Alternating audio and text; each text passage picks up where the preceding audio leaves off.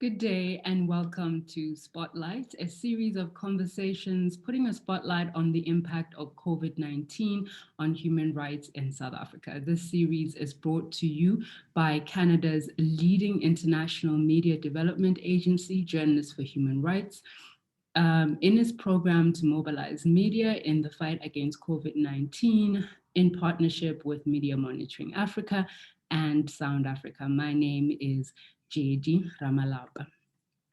Today, we will be focusing on socioeconomic rights and how COVID is changing them. Socioeconomic rights are known as positively construed rights in international human rights law, which means that in order to ensure that these rights are protected, the government must fulfill them. They have two subtypes. One provides for the provision of shelter, healthcare, education, and nutrition, while the other hand, it provides for economic needs such as a right to fair wages, social welfare, or adequate work and living standards.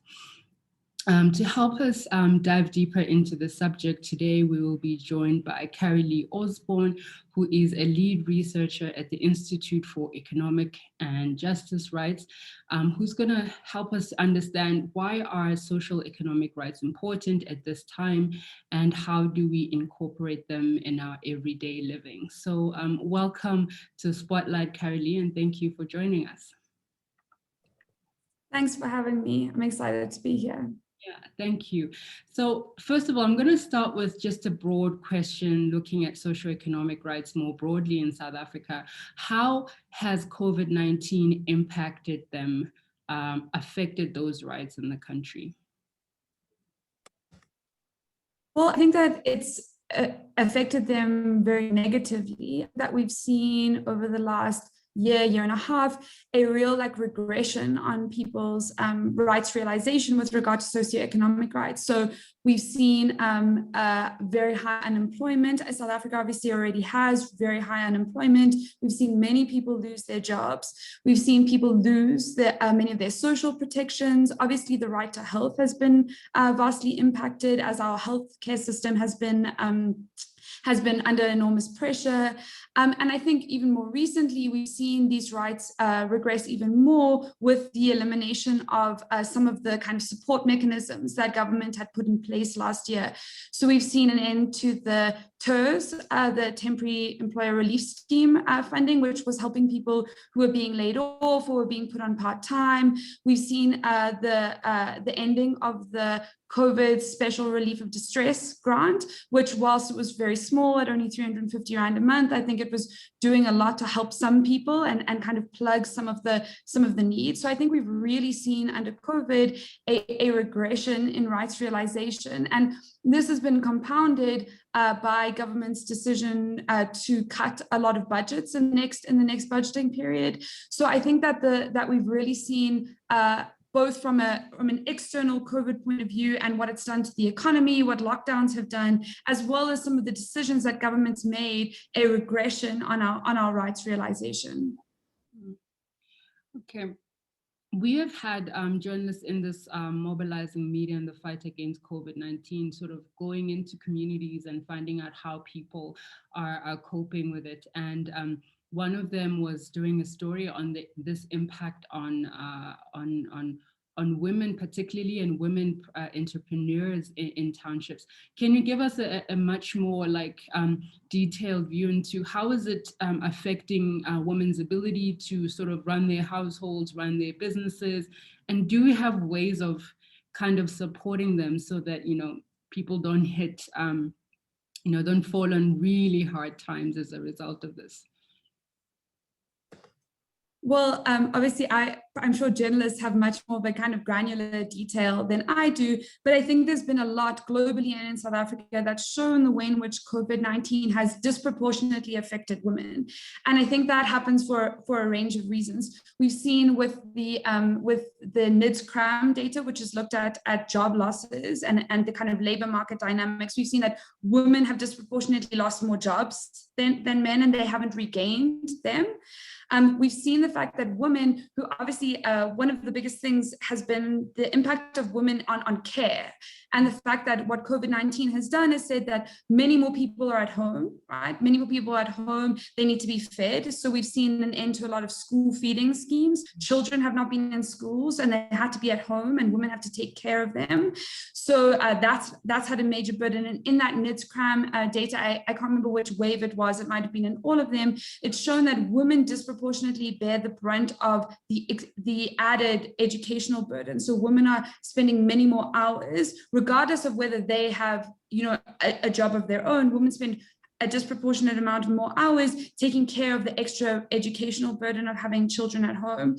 Of course, we know when incomes are cut, women bear the brunt of having to provide food, provide clothing, and when incomes are cut and social support is removed, we have seen that women bear the brunt of having to do that. So I think across the board, what this has really emphasized is the importance of what people call like the care economy and of social reproduction. So this idea that often when we talk about the economy, we talk about production and consumption, and people think of like factories and us making things and then us going to shops and buying them. But actually, what a lot of in particular kind of feminist economists and Marxist feminists have talked about is the act of social reproduction and the work that women do in the home to feed, clothe, and take care of like a labor force, right? If we're going to look at it in those terms, and that has really been undervalued. And in addition, that women take part in the care economy, do jobs like being teachers, nurses, healthcare workers. These are disproportionately jobs taken on by women. And obviously what the COVID-19 crisis and the pandemic, the associated lockdowns have done is really increase the burden on both the care economy, so in the kind of formal jobs in the care economy, as well as on social reproduction. So I think that that's really, like we've seen that across the board, a real disproportionate impact on women from this. On the back of that, there have been people who've been calling for a basic income grant for everyone in the country. And I wonder whether the government has money to provide that. Like, where is there space for that or room for that, or how will it would help with the general picture and the problems that we're facing in the country? Right. Well, I think there's like two parts to that question. One is about what it could do, and one is about the kind of the affordability, right? Yeah. And I think, often when we talk about a universal basic income grant, people say, but that's great, I support that, but can we afford it? And I think the question really is like, can we afford not to do this? Because right now we have a social security system in South Africa, which essentially leaves out a major part of the population, which is those who are not children, who don't get the child support grant and who don't get the old age grant. And if you consider what high unemployment levels we have, there's a whole range of people between the ages of 18 and 59 who do not get any kind of support and are not in any kind of employment. And when that's combined with the fact that we have quite significant limitations in our provision of healthcare, our provision of housing, our provision of public transport and other public goods, you're really not guaranteeing the right of these people to a dignified life and an adequate standard of living. And I think that that's where universal basic income guarantee really comes in and is really important. So I think that that's and I think it can be very powerful in terms of what we were talking about before with the care economy, with kind of starting to help women be compensated, be supported in the like social reproductive work that they do. And what it can also do is kind of is liberate women, because often what happens is people stay in unhappy relationships or in positions because they can't afford to not be in those relationships or in those kind of relationships of domination. So I think it's really important in that. In terms of affordability, so the Institute for Economic Justice, where I work, has produced a policy brief on the universal basic income grant and how it can be funded, which really shows like the feasibility of this. And I think there's a lot of space within our taxation system and within our kind of fiscal system to account for this. So our proposal, which is available on our website, if people want to see the kind of details of it, looks at our taxation system and says, where are there places that we can fund this from? And we look at cutting out some of the tax breaks that very wealthy individuals get, that large corporations get. We look at a tax on environmentally damaging behavior. We look at a wealth tax, and we look at a special social security tax. And I think that, and I think what we should also say is, we advocate for a universal basic income grant. In the end, I think we're going to have to scale up to that, because there's a lot of benefits of everyone getting something. There's a lower administrative burden. People don't have to kind of prove their poverty. It allows for that. But there's also ways in which you can recoup some of that income through the taxation system, so that very wealthy people who are getting this grant and don't need it, that'll be recouped back through the taxation system. So I think that if people are interested, we've put together that quite comprehensive brief that you can look at, which really shows that there is space within our system to do this.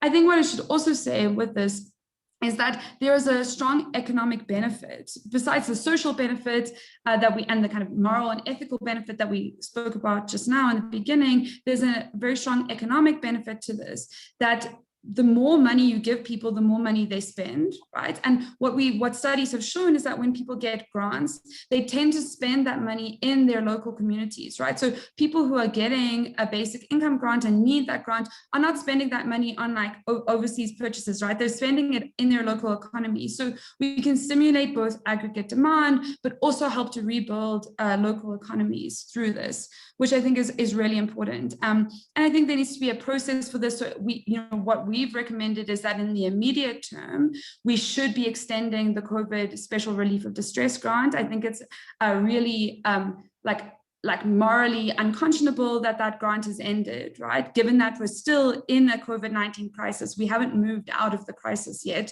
We're about to have a third wave, and the economy is still very fragile. So I think we really need to have that grant extended, and then we need to up it to a kind of be at least at the food poverty line and be extended more broadly. And then we can kind of start to build up to a point where we can have this universal basic income guarantee. But this has been on the table for, I think in South Africa, 20 years. We've had people looking into the viability of a universal basic income grant for a long time. And I really think now is the moment for us to move from discussing this to putting this on the table. And I think that it is affordable, it is feasible, and it can have a positive both economic and social impact. What I wonder, because it sounds like you're making such a very strong case and it makes sense in my head, why is government reluctant to do this? What are the implications to government, maybe like foreign funding or the general fiscus, that makes them reluctant to actually take this head on and do it and see how it works? What are government's arguments against such a universal basic income grant? Well, I think that kind of relates to some kind of bigger problems with how we think about the economy, how we think about what the economy is for, and what our kind of fiscal framework in South Africa is. So we have a kind of national treasury that is very like steeped in economic orthodoxy, right? Which says that, what our economic policy should be doing is having a balanced budget. We've had our finance minister talk about having a budget surplus in the next few years. And that is kind of seen as a goal in and of itself, right? That the idea is that you should have, the government should not be doing a lot, right? That we have like kind of low state intervention. We allow the market to distribute resources efficiently, and then the wealth will kind of trickle down, right? That there's this kind of economic orthodoxy that's very rooted in treasury, and treasury is very powerful. And I think that is usually the argument made, right? That we can't afford it. And I think what's really interesting is that what Treasury will often say to people, which makes sense, is they say, take your house, right? Take your household. Like, if you don't have money, then you can't buy these things, right? That it's like you should balance your budget in your house. You should spend within your means. You shouldn't take on debt. Mm-hmm. And I think that makes sense to a lot of people, right? That's what we all try to do in our kind of personal and like family lives. But the macroeconomy is not the same as a household, right? It doesn't function in the same way. And that when government spends, they actually stimulate the economy, right? And so when government cuts money, especially in a recession, right, in a recessionary period, they're actually fueling that recession because government spending is such a large part of the economy. So that's kind of on the one economic side, but I think it's also that we need to try to ask government to reformulate, what the economy is for, and say to them that actually the economy should be about well-being, that government policy and economic policy should be about rights realization and improving well-being. It shouldn't be about something abstract like a surplus. To what end do we want to have a budget surplus in the next few years if people are starving, if people don't have jobs, if people don't have houses? What purpose does that serve? So I think the resistance to a universal basic income grant comes from having an economic policy that is really mired in this kind of orthodoxy and doesn't have a strong normative and political framework that is about rights realization. There are some people who are talking about this concept that I find interesting, like human rights assessment-based budgeting. What does that look like in the context of South Africa? Weren't we constructing our national budgets based on human rights before?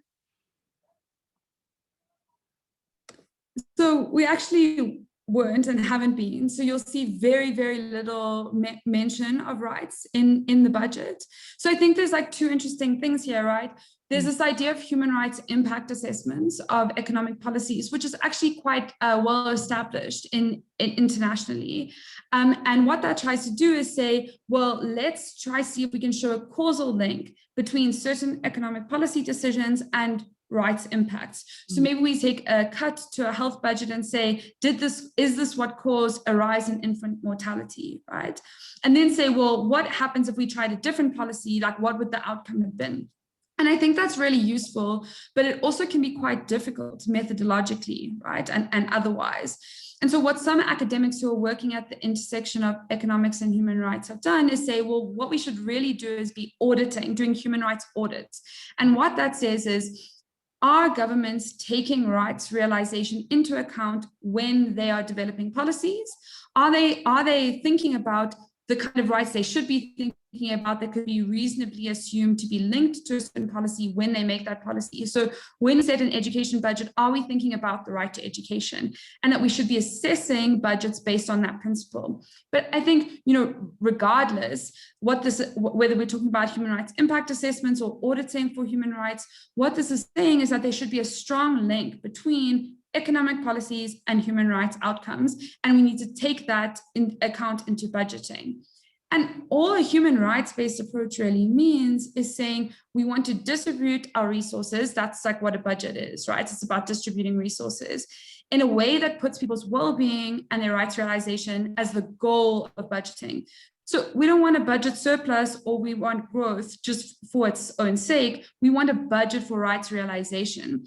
And there's obviously a very strong link between human rights realization and how we allocate resources. If we want to realize the right to education, we have to assign resources to education. If we want to realize the right to health, we have to assign resources to health. So all this means is say we need to think through how people's rights are impacted by the way that money is raised, how it's allocated, how it's spent, and say that these budget decisions should reflect human rights standards. And importantly, that the process of formulating, approving, and kind of executing budgets should reflect human rights principles. And that means that it should be participatory, it shouldn't be technocratic, it should be about people and be like people-centered. So I think that that's really what a human rights budget is about. And we haven't been doing that in South Africa. And we really should be, because we have a constitution that recognizes socioeconomic rights, that calls on government to implement this at all levels. And we've ratified a whole lot of international treaties which call on us to do this. So you would think that we are, but we really haven't been. Yeah. Are there examples anywhere else on the continent or in the world where governments are actually budgeting according to making sure that human rights of people will be realized, or putting human rights at the center of their budgets? Yeah. So I think there's examples, where people will bring human rights in at various stages. I think there's a lot of examples of that, but there are some that are like explicitly human rights budgets. Just recently in Scotland, they passed legislation which is now mandated that all departments have to account for human rights and human rights frameworks, human rights legislation, in their budgeting decisions. We also see an idea of like well-being budgets, right? Which doesn't always necessarily like use a human rights frame explicitly, but it's essentially doing the same thing. So in New Zealand, they passed their first well-being budget. I can't remember if it was last year, or the year before, which is expressly called a well-being budget. And it says that what our budget is for is improving human well-being. This is how we understand it. This is where our priority areas are, given like our strengths and weaknesses with regard to well-being. So we see that a lot. We also see that in not just at national budgets. So, you know, when we talk about budgeting, we often think about national budgets, but also people starting to incorporate rights and incorporate well-being at like a city or provincial level. And a lot of this is also linked to this concept called the donut, or like donut economics, which was an idea put forward by Kate Raworth, I hope I'm saying her name correctly, which is about kind of living within planetary boundaries, but maximizing kind of what I would say are human rights norms, right? She doesn't use that language, but it's essentially that. And there've been a lot of cities, I think Amsterdam was the most recent one, which have used her donut, right? Use this idea in their budgeting process. So rather than budgeting using these abstract ideas of like a balanced budget or a surplus, or like we want to have economic growth just for that sake, they say we want to actually use our budget as a city or as a province, whatever, to realize these rights. But so what can people like ordinary South African citizens do? Okay, now I know that there's a budget that could sort of put my well-being at the center, or my human rights, but how do I hold government accountable to them? How do I make sure that my municipality or government does this in the long run? What can we do about it? I think that's a really good question. And that's really the crux of it, because, you know, there's this kind of puzzle in South Africa. You have this really strong progressive constitution that talks about socioeconomic rights. You have the ratification of these various treaties. One I should mention is the International Covenant on Economic, Social, and Cultural Rights, which we've ratified. And actually the committee on that did a review of South Africa in 2018. And in their concluding observations, made some very powerful recommendations around what South Africa should be doing to achieve socioeconomic rights. And the South African government is supposed to follow those recommendations. So what's kind of going on here? And I think that we do see this disjuncture, and a lot of that is about economic policy not speaking to this. And so I think that and as we spoke about earlier in this, a lot of that does come down to kind of parts of government, especially Treasury, kind of not taking this seriously. And I think that we need to really start mobilizing to almost change the way that Treasury thinks, like for want of a better phrase, right? And I think there's a power in human rights to do this because they are multidimensional, right? So they have legal backing. So I think we should think about, you know, what can we do legally? Should we bring court cases? There's been a lot of debate in South Africa about bringing a court case against government, like because of austerity politics, right? What kind of legal challenges can we make to government, right? They also have political force. So I think we should be saying to Parliament, you need to stop acting as a rubber stamping of budgets and actually say, you know, are you living up to your rights realizations in presenting this budget? There's all these parliamentary processes where Parliament is meant to engage with the national budget, right? But they just it tends to be quite like perfunctory, right? That it's just like a technical thing, like where they come, we do say it, we approve it, it's fine. And I think a lot of activists have been calling on Parliament to do differently. So people in the Budget Justice Coalition, which we're a member of as the IEJ, have really been trying to say to Parliament, you need to start taking this role really seriously. So I think we should politically be arguing for this. And then I think what's also really important as the kind of third dimension of human rights is that they have very strong like moral, ethical like power, right? That people believe in human rights and they believe in their importance. And so I think we should be like using that to kind of argue for Treasury, for other aspects. It's not just Treasury, right? I talked a lot about Treasury, but arguing for government to really be taking seriously their human rights obligations. And for us to say, you know, we want to change the common sense of how economic policy is structured. We want to change the common sense around this to say that actually it makes sense. It makes sense that that budgets are used for human rights realization, and we're going to use the kind of moral and ethical power of human rights to make that argument. And I think, like, as ordinary people, the more we kind of start to engage with that, the more we start to like talk about human rights, and especially socioeconomic rights, because those are often the ones that people think are like less important, less enforceable. But I think that's not the case legally or morally, right? I think the more we start to talk about that, the more we say to our councillors, to our MPs, to our, any other government officials, like, actually, this is important and this is what I want to do, then that can start to be really powerful, and educate other people on why these things are really important. Yeah. It's not very easy for people to change. I mean, like, it takes a long time. So are you hopeful that maybe we could see something happen towards a universal income grant or something like that in the future? Are you hopeful about it? I'm hopeful about it, just in the sense of I've seen a lot more people kind of coming around to these ideas. So I think this budget, there were a lot of people talking about human rights and looking at that budget and saying, we're in a crisis, people are really suffering, and we don't see that being taken seriously in this budget. I think there's a lot more kind of legitimacy for the idea of universal basic income guarantees. I think we've seen internationally, a lot of changes. So in the US, for example, a whole range of policies being put forward that emphasize the care economy, that give people, that talk about like infrastructure, that talk about public services, which I think are really critical to human rights realization. I don't think any of those policies are perfect, but they're quite a market shift from before.